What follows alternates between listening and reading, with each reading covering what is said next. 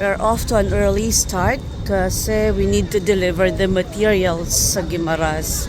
Kaya aga-aga pa namin umalis sa bahay. We're riding MB Hordan Ferry 12. Let's go! Hello, this is Wendy!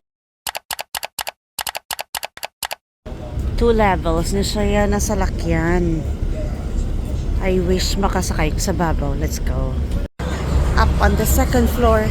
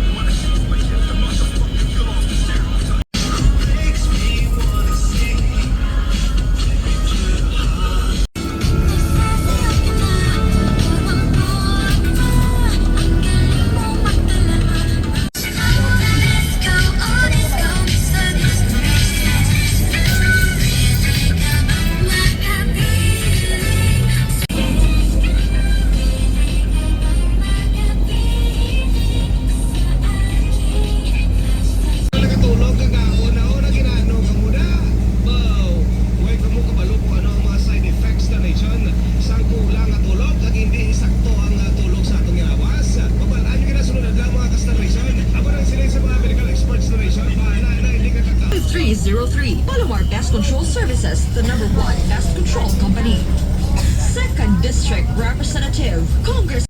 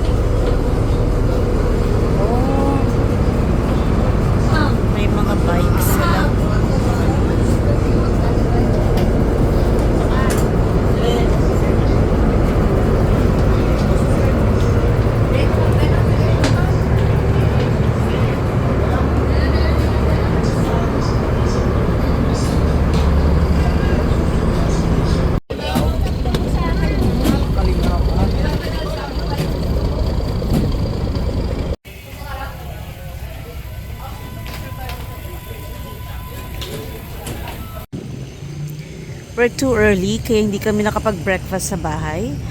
Jollibee muna bago pumunta sa bukid. Kaya ito, let's go to Jollibee.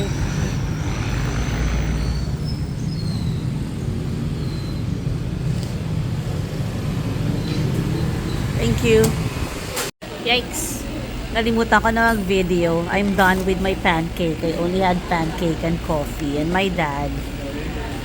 Yan. Ha? Hindi ko di. Okay na. So, we're leaving. Punta na kami dun sa farm.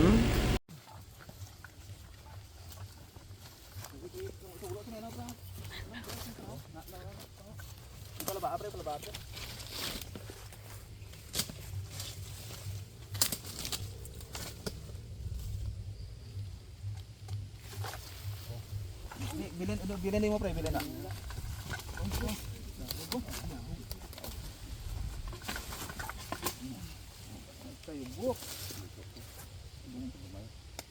We just finished with our breakfast kanina sa Jollibee. And now we're here. Andyan na yung mga materials. So we have several people working on it. You know, one thing I've learned about buying a property, first time, diba?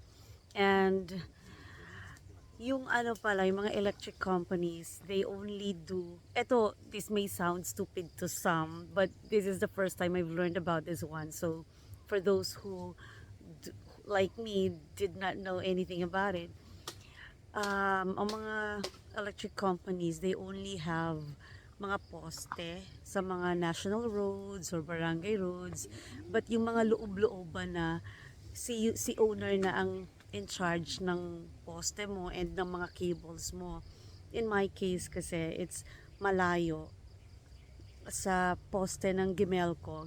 Gimelco is Guimaras Electric Company. Malayo. So, I was given a list of items to buy, and yung duplex 4 ang tawag doon, yung cable, yan yung mas mas makapal na cable kasi ang sabi sa akin, it can accommodate more voltage. So kung later on we will have a bigger electrical need doon, hindi siya alanganin kapag you need more electricity coming in. Kasi pwede naman ng duplex 6 I also have yung duplex 6.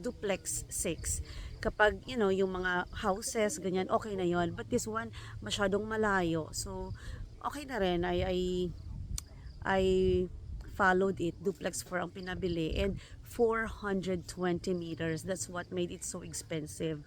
So, dun pa lang, more than 16,000 na yung cable pa lang na duplex 4. So, naghahanap sila. Alam na nila kung saan ilalagay yung mga wires, yung mga cables na yan hanggang doon sa loob sa farm. So, ganyan. This might take the whole day to work on it. Kaya dito kami the whole day. So, yan. Trabaho lang. Ito yung, as I've said in my other vlog, this is the real reason why I'm here in the Philippines, why I came home to supervise, to manage yung very basic na kailangan ng farm, yung electricity and water. After that, okay na tayo. We can work on other things na. And nilalagyan ng stand para easier na lang yung pag-ikot ng kable.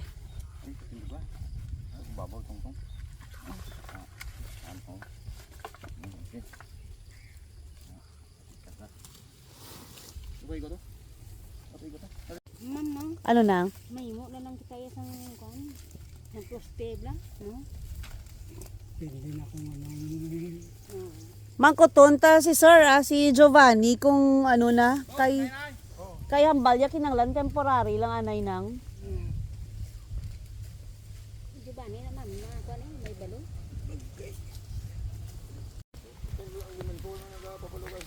This one, una to, pinahukay ni Daddy para sa deep well sana. Ayan, super ano na. Kaya lang sa katagalan, hindi pa din, hindi naging successful yung paghanap ng tubig. Kaya, gumagawa ulit kami ng deep well doon sa lower part. Mamaya puntahan ko yon. Let's see. Ay, sana yung aking tungkod. Kasi alam mo na, kailangan natin ng tungkod.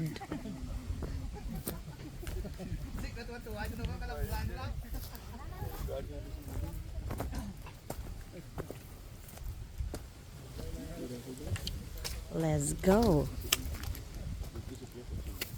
Biara dadi akong bag. Ato.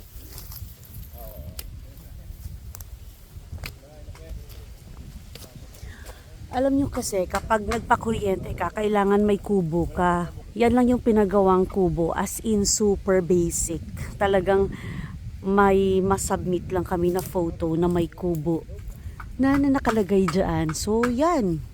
May kubo tayo na hindi talaga you can't stay there. Makaupo ka lang dyan, carry na.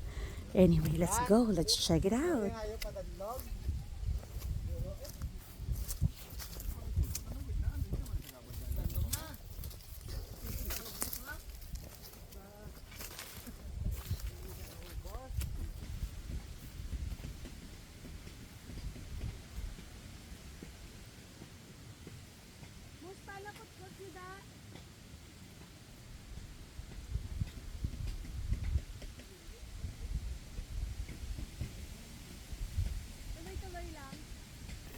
Ayan, may gumagawa na ng ano dyan, ng tubig.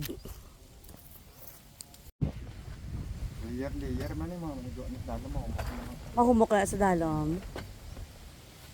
Ini na pila na ni ka meter, bale?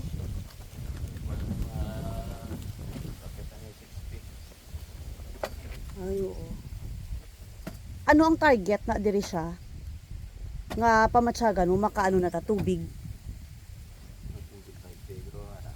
25 feet? Ti mga pila pa kadlaw? Yan mapapag ano. Ti buwas mo wala na. Siguro. Tani ka sa akin maka ano man eh. Kung madugang otso. May otso. Ay nang.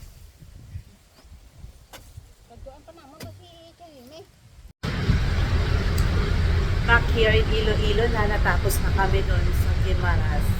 I'll be back there next week again. So, anyway, see you again in the next vlog.